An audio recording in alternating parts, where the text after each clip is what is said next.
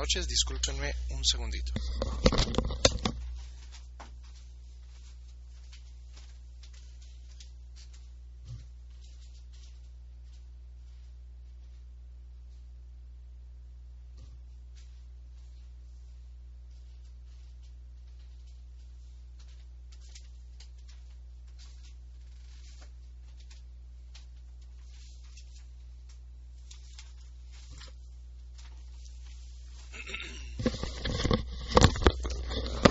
Shalom, Haverim, muy buenas noches. Espero que hayan tenido un Shabbat de descanso, de renovación. Y bueno, este es el último, el penúltimo Shabbat de este año 5775. Entonces, aprovecharlo y bueno, preparándonos para Rosh Hashanah, en parte con nuestra Selijot y nuestro estudio.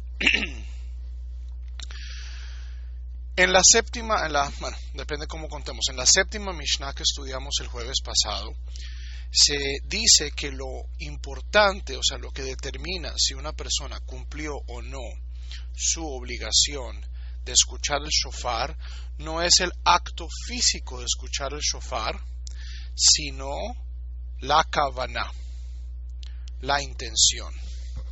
¿Ok? Entonces, en esta última Mishnah del tercer capítulo tenemos una hermosísima Mishnah de naturaleza teológica que espero disfruten.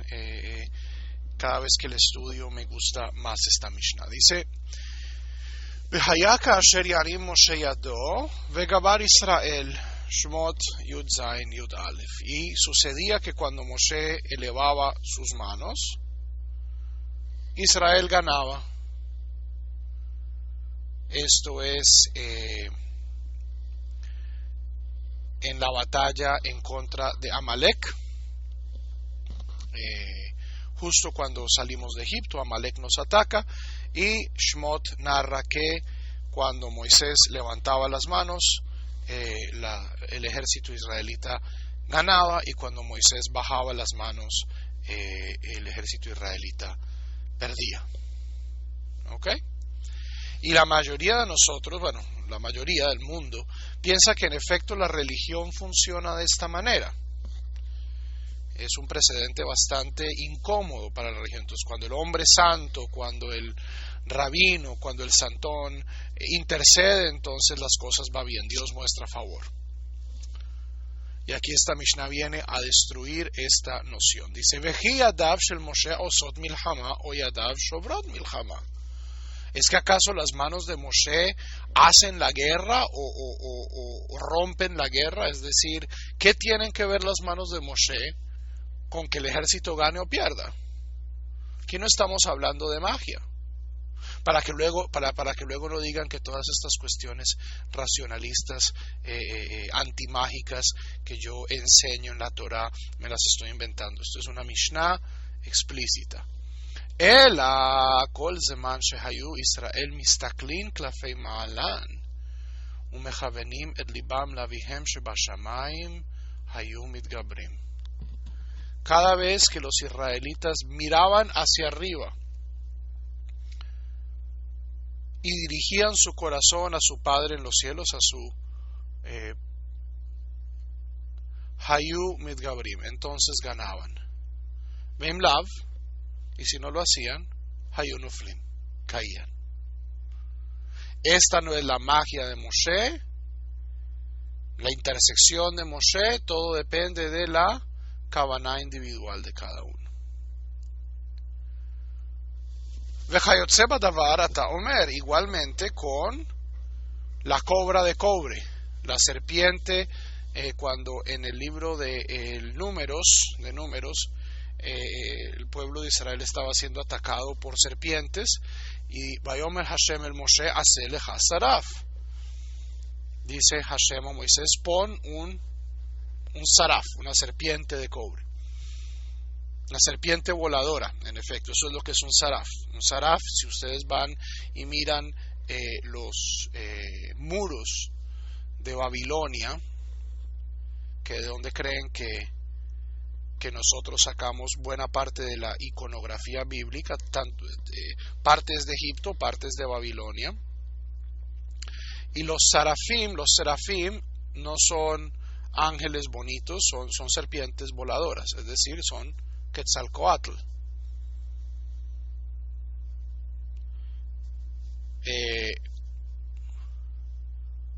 O Chichán para los guatemaltecos. Entonces, Vayomer Hashem el Moshe, dice Hashem al Moisés, haz un saraf, haz una serpiente de cobre, Nahasha Nehoshet, y cuando los piquen las serpientes mirarán a ellas y se salvarán. Este es un fragmento de la Torah que es difícil de racionalizar, pero miren lo que hace, y de nuevo, no es el Rambam, no es un filósofo del siglo XX, es la misma Mishnah. Esta cobra de cobre, esta serpiente de bronce, ¿tiene la capacidad de matar o de revivir? No. El akol zeman Israel mistaklin klapei ma'alan, no cada vez que el pueblo judío mira hacia arriba,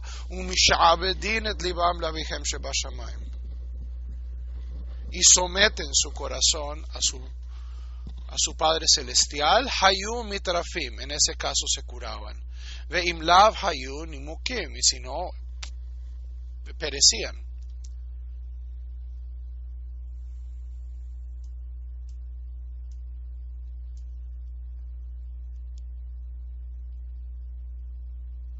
¿Ok?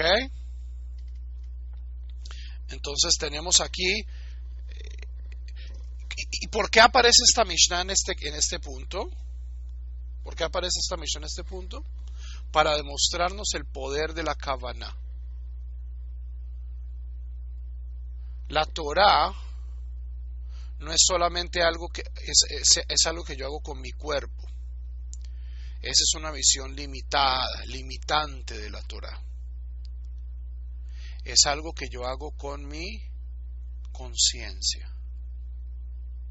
Yo puedo hacer los actos de la mitzvah, pero si no tengo intención, no estoy haciendo la mitzvah.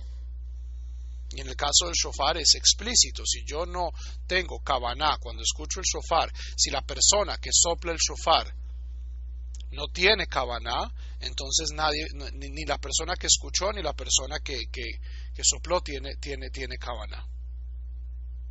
O sea, cumple la mitzvah.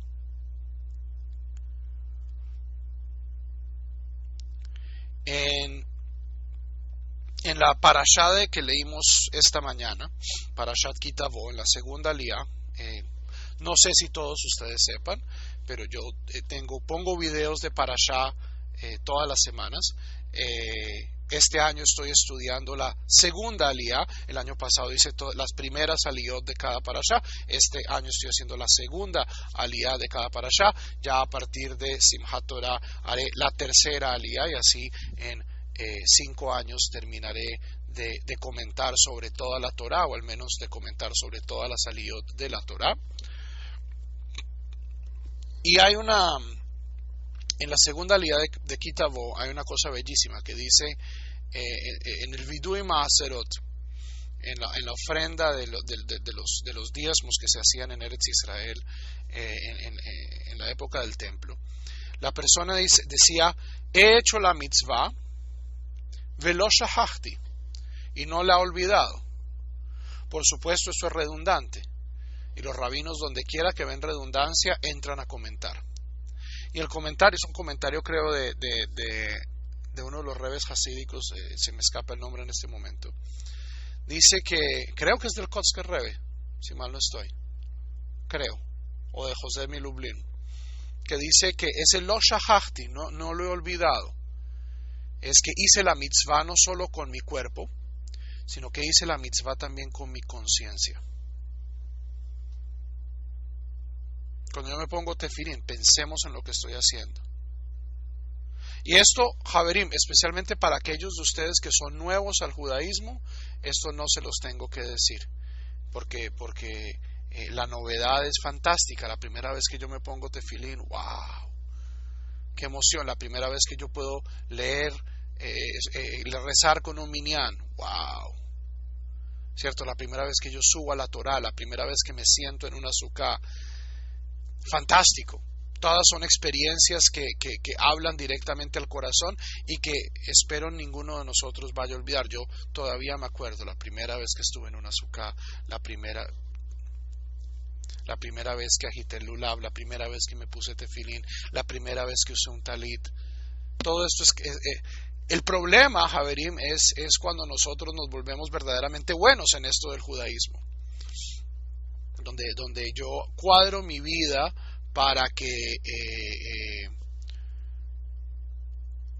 observar más mitzvot, y en el fondo a veces acaba siendo mecánico.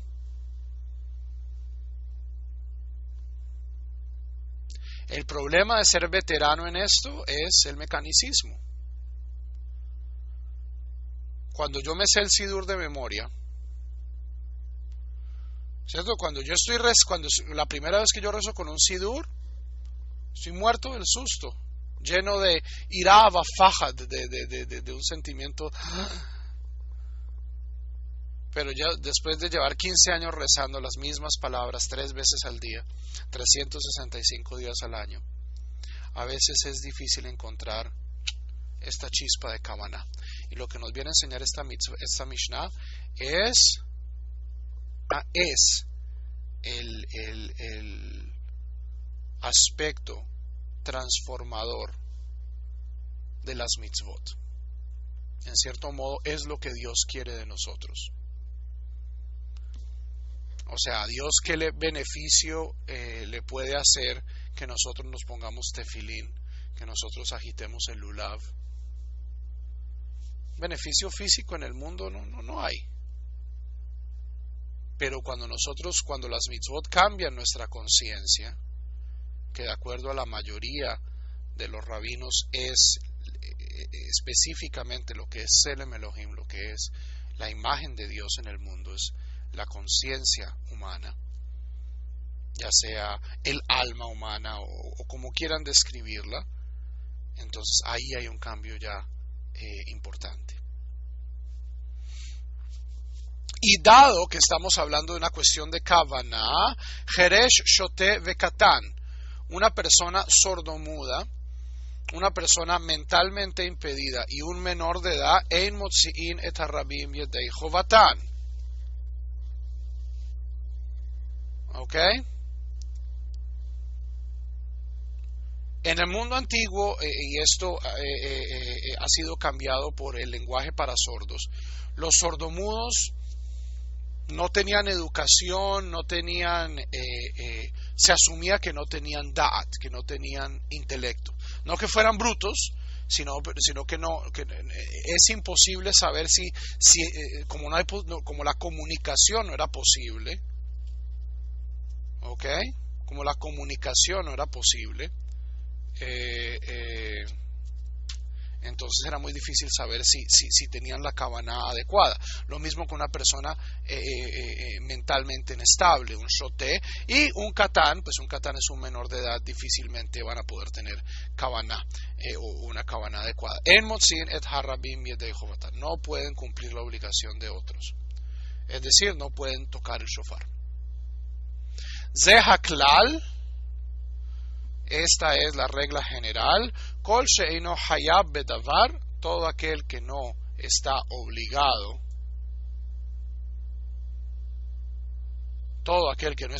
en la cosa, eino motzi et harabim yedei chovatan, no puede cumplir la obligación de alguien más.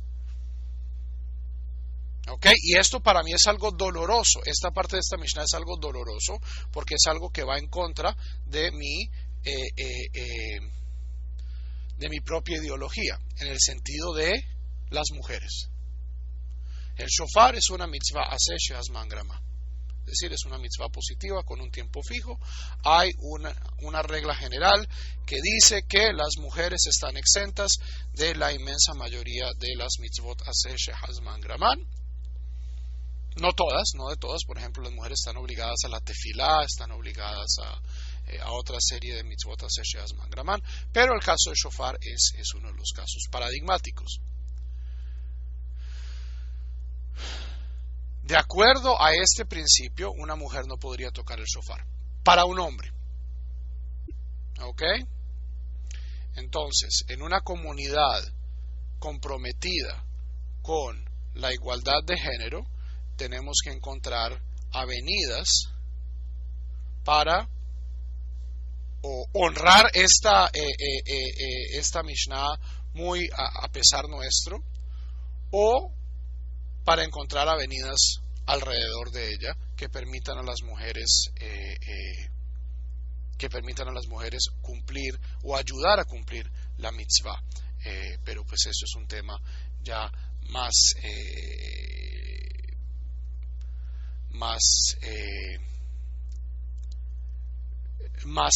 internamente comunitario. Haverim, continuamos mañana con el cuarto capítulo de Hilchot de Mishnah Rosh Hashanah.